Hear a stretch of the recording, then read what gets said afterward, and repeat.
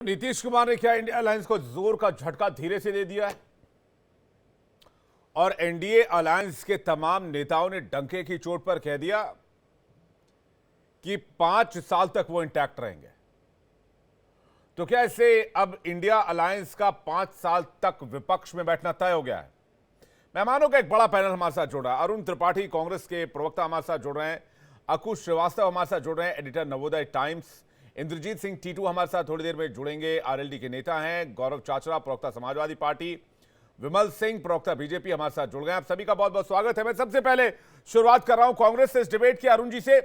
अरुण जी, जिस तरह की एकजुटता आज दिखाई और जिस तरह से अलायंस के नेताओं ने, खासकर नीतीश कुमार ने विपक्ष को निशाने पर लिया, उससे तो मंशा क्लियर नजर आ रही है कि अगले 5 साल तक कोई गुंजाइश नहीं है और 5 साल फिर से कांग्रेस को और इंडिया अलायंस को विपक्ष में ही गुजारने होंगे। जी बहुत बहुत धन्यवाद पहले तो कि आपने मुझे बुलाया। जी सर। और आप जो सवाल किए उसका मैं उत्तर दे दूं कि इसी प्रकार से 400 पार का नारा भी था। जिस प्रकार आप कह रहे हैं कि इनके गठबंधन के साथियों ने कहा कि 5 साल तक ये सरकार इंटैक्ट रहेगी, तो इसी प्रकार 400 का नारा भी था और वही आज इनके गठबंधन के साथी भी बोल रहे हैं। और बड़ी खुशी हुई कि नीतीश कुमार जी ने ऐसा बोला।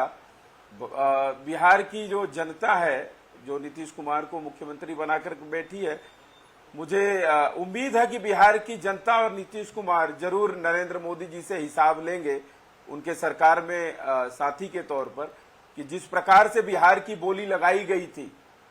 आपको याद होगा 70,000 करोड़, 20,000 करोड़, 50,000 करोड़, 90 करोड़, जिस प्रकार से प्रधानमंत्री जी ने बोली लगाई थी, उस बोली में से बिहार को क्या मिला, ये जरूर पूछेंगे नीतीश जी। जो एम्स का एक फर्जीवाड़ा दिखाया गया खाली मैदान को, उस एम्स के बारे में भी बात करेंगे कि एम्स बना कहां। तो उम्मीद करते हैं कि इन सब विषयों पर भी सरकार बनने के बाद नीतीश कुमार जी चर्चा करेंगे और बिहार के लोगों को इस सरकार से कुछ लाभ होगा। बाकी इनके कई साथियों ने कई प्रकार की बातें कही हैं।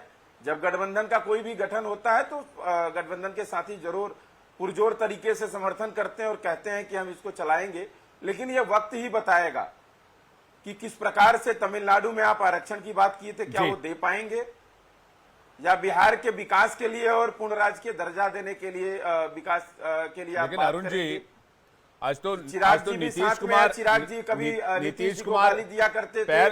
पैर छूकर प्रधानमंत्री नरेंद्र मोदी के कार्यकारी प्रधानमंत्री हैं, इसलिए प्रधानमंत्री कहकर संबोधित कर रहा हूं, प्रधानमंत्री के पैर छूकर आशीर्वाद भी ले रहे थे। आपने तस्वीरें देखी होंगी। नहीं देखिए, अब वही तो अब नीतीश जी उनके पैर छू रहे थे, किस कारण छू रहे थे, क्या कारण था, ये तो हम नहीं बता सकते, लेकिन ऐसा समझ में आ रहा था कि कोई तो मजबूरियां हैं जो कि हम समर्थन भी दे रहे हैं और पैर भी छू रहे हैं। जी, मतलब आपको नहीं लग रहा है कि सॉलिडारिटी दिखने वाली और इंटैक्ट रहने वाला मामला? हो ही नहीं सकता। क्यों नहीं हो सकता? नीतीश जी ने तो कहा था मैं मिट्टी में मिल जाऊंगा। क्यों नहीं हो सकता? नीतीश जी ने कहा था ना कि मैं मिट्टी में मिल जाऊंगा, लेकिन भारतीय जनता पार्टी के साथ कभी नहीं जाऊंगा। और आज वापस वो चले गए, तो मिट्टी में मिले कि वापस गए, वो कहते हैं कुछ समय के लिए भटक गया था, जो को कहीं मिट्टी तो नहीं, कुछ समय के लिए भटक गया था, जो कांग्रेस और आरजेडी के साथ गठबंधन कर लिया था। बाकी अब सब ठीक है। वो तो थोड़ा समय के लिए मैं भटक गया था कि उधर चला गया था, अब इधर आ गया हूं, ये उनके शब्द हैं और मुझे लगता है कि आपने भी ये लाइनें सुनी होंगी।